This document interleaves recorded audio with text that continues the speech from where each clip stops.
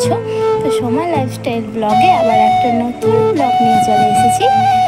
তো আর এখন বাজছিল হচ্ছে সকাল 9টা মতন, আর আমি স্নান সেরে আজকে সকাল সকাল পুজোও আমার হয়ে গেছিলো। আর স্নান আর পুজো এটাই মেন কাজ বলে আমি মনে করি, কারণ এই দুটো কাজ হয়ে গেলে মনে হয় যেন অনেকটা কাজ হয়ে গেছে। আর যেটা হলো তো সেটা হলো রান্নাটা। তো তারপর আমি স্নান টান সেরে পুজো করে রান্নাঘরেও চলে এসেছিলাম। আর এখন আমি বানাচ্ছিলাম হচ্ছে মুড়ি খাবারটা। ছোলা ভিজিয়ে রেখেছিলাম, তো ওটা একটু পেঁয়াজ আর কাঁচা লঙ্কা দিয়ে অল্প তেল দিয়ে ভেজে নিলে ওটা দিয়ে মুড়ি খেতে তো দারুণ লাগে। তো আমি ওটাই মুড়ি খাবার বানিয়েছিলাম আজকে। আর তারপরে রান্না বসাবো। আর সিদ্ধার্থ ওইদিকে উঠেও পড়েছিল, আর ওকে আমি একটু জল বিস্কুট খাইয়ে দিয়েছিলাম।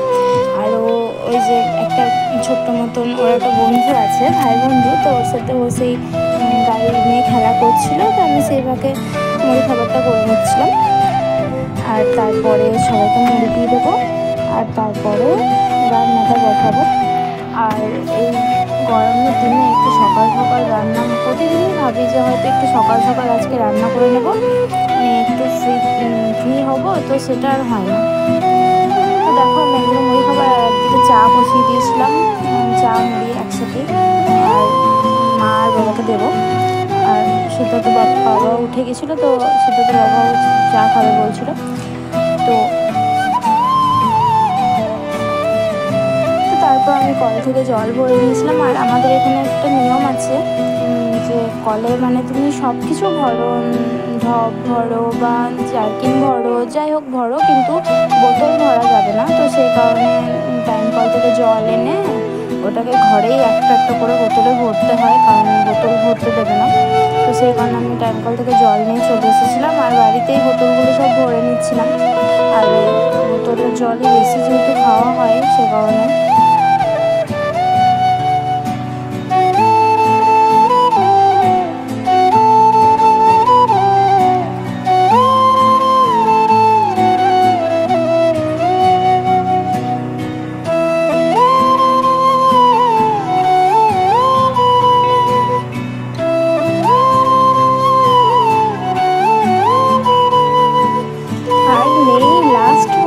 জলটা আর একটু মতন ভরলো না।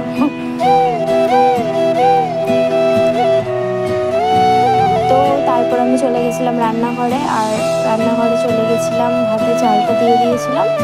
আর ভাতটা এবার একদিকে চাপিয়ে দেবো, আর একদিকে তরকারিগুলো তখন কাটাকুটি করে নেবো।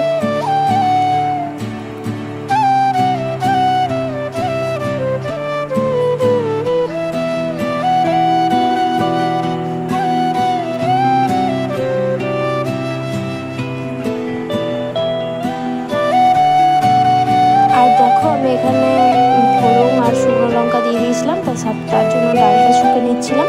আর আগের দিন আমি ডালে না পেঁয়াজ এসব দিয়ে ডালটা শুকেছিলাম, সেই কারণে আমার ডালটা একটু কিছুক্ষণ পরেই নষ্ট হয়ে গিয়েছিলো, এত গরম।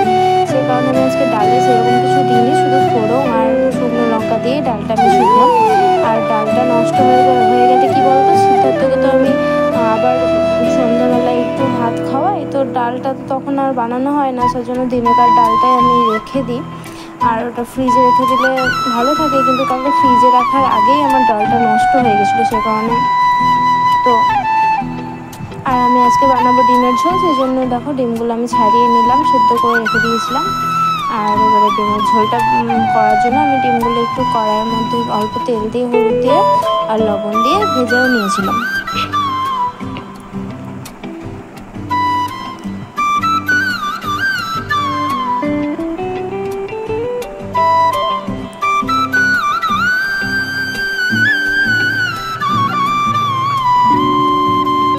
সেদ্ধ করে রাখা আলুগুলো দেখতে পাচ্ছ, তো সেদ্ধ করে রাখা আলুগুলো আমি ডিমের ঝোলেই দেবো। আর এই যে ঢ্যাঁড়সগুলো, এগুলো একটু ভেজে নিলাম। ঢ্যাঁড়স দিয়ে আর আলু দিয়ে ডিম দিয়ে ঝোল খেতে তো দারুণ লাগে, তো সেটাই আমি আজকে বানাবো। এই ঢ্যাঁড়সগুলো অল্প অল্প ভাজা হয়ে গেলে তারপরে আলুগুলো দিয়ে দিয়েছিলাম, ওর মধ্যে অল্প ভেজে নিয়েছিলাম। আর এই দেখো ডিমের ঝোলের জন্য আমি এখানে মশলাও করে নিয়েছিলাম। তো মশলাটা করে নেওয়ার পরে এই যে সমস্ত কিছু একটু দিয়ে নাড়াচাড়া করে একটু ডিমগুলো দিয়ে দেবো, তারপর একটু ফুটে যাবে তো নামিয়ে দেবো।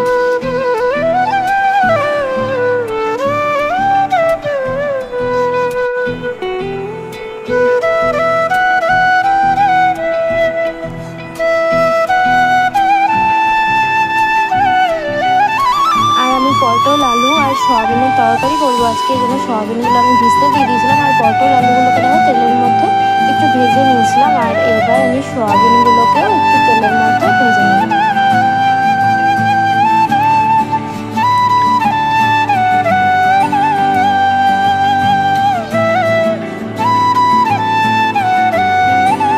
ভাজা হয়ে গেছিলো আর তারপর কড়াই একটু তেল দিয়ে দিয়েছিলাম, কিন্তু তারই মধ্যে আবার মনে পড়লো যে পেঁয়াজটা কাটা ছিল না, তো সেই কারণে আমি তেলটা চাপিয়েই পেঁয়াজটা কেটে নিয়েছিলাম। তো সেই কারণে আমার কড়াই দেখো তেলটা একদম গরম হয়ে গেছিলো আর পেঁয়াজটা দেওয়ার সময় একবারে ধোঁয়া উড়ে গেল। তো আমার রান্না অলমোস্ট ডান আজকের মতো হয়ে গেছিলো। আর তারপরে আমি সিদ্ধার্থকে খাইয়ে নিয়েছিলাম, নিজেও খেয়ে নিয়েছিলাম। আর একটু তাড়াতাড়ি রান্না হয়ে গিয়েছিলো আজকে, তার জন্য আমি দোকানের রান্নাগুলোও দেখো তাড়াতাড়ি সেরে নিয়েছিলাম। দোকানের যেগুলো ছিল যেমন কাটলেটের মশলা, প্রতিদিন যেগুলো আমি বেশিরভাগ ভিডিওতে তোমাদের দেখিয়েছি সেইগুলোই, যেমন ভেজিটেবলের মশলা এসব। আর তারপর এখন বাজছিল ওই তোমার 2:30 মতন। তো আমার আজকে তাড়াতাড়ি হয়ে যাওয়ার কারণে ভাবলাম তো বারান্দাটা একটু গুটিয়ে নিই। আর সিদ্ধার্থ এখানে খেলা করছিল, সেই কারণে অনেক খেলনা পড়েছিল। তো আমি ভাবলাম এগুলো একদম গুটিয়ে টুটিয়ে তারপরে ঝাড়টা দিয়ে নেব, তারপর আমি একটু রেস্ট নেব। তো দেখো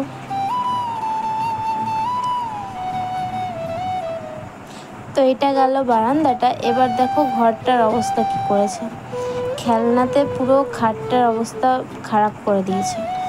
আর খেলনা বালিশগুলো সব নিচে ফেলে দেওয়া, খাটের নিচে খেলনা ফেলে দেওয়া, এটা ওর একদম বাজে স্বভাব প্রচণ্ডই। আর গাড়িতে তো ঘরে ভর্তি ভাঙা চোরা গাড়ি, যা গাড়ি সব গাড়ি, তোর গাড়ির প্রচণ্ড নেশা।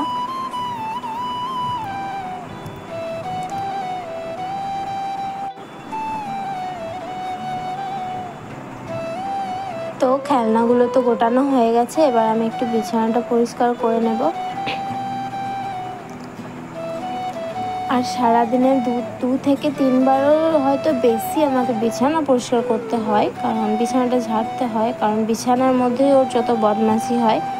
খেলা করে করে আসবে আর বিছানায় চাপবে আর জাপাং করবে, আর যা থাকবে বিছানার মধ্যে সেগুলো সব ফেলবে, যেমন বালিশ, তারপরে যা কিছু যেটাই দেখতে পাবে বিছানার মধ্যে আছে সেটাই ও ফেলবে। আর এই ওর বদমাশি।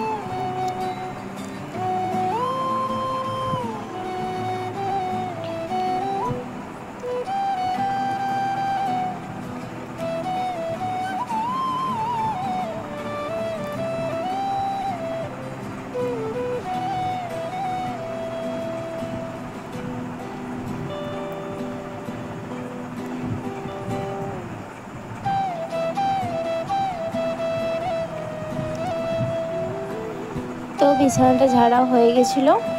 আর তারপর আমি ভাবলাম একবারে এই ঘরগুলোকে একদম ঝাড় দিয়ে তারপর বিকেলে আমাকে আর তাহলে ঝাড় দিতে হবে না, তো আমি একবার এই ঘরগুলো ঝাড় দিয়ে দিই, তারপরে একটু রেস্ট নেব। এই জন্য আমি ঘর থেকে বারান্দা সব একদম ঝাড় দিয়ে নিয়েছিলাম।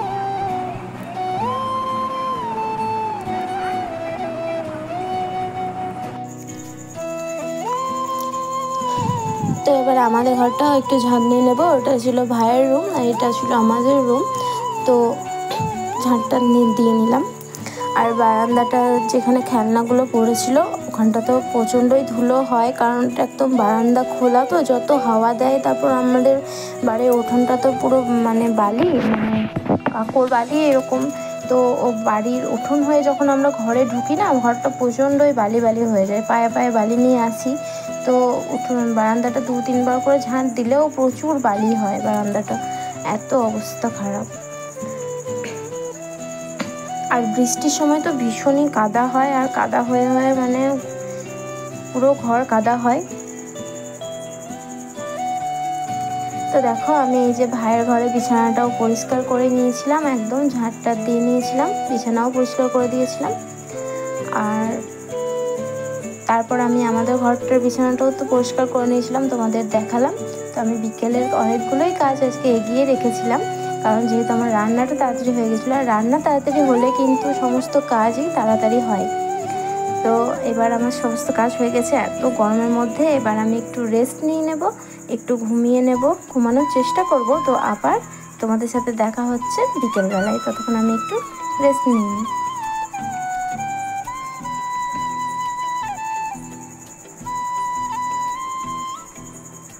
তো দেখো তোমরা বিকেলের ওয়েদারটা কি সুন্দর মেঘ মেঘ করেছিল, আর এত মেঘ করেছিল আর এত সুন্দর হাওয়া দিচ্ছিল ছাদে। তো ছাদে একটু এলাম, কিন্তু বৃষ্টি একটুকুও হয়নি। ওই এক দু ফোঁটা বৃষ্টি হওয়ার কারণে গরমটা আরও বেশি বেড়ে গেল, অথচ একটুকু বৃষ্টি হলো না।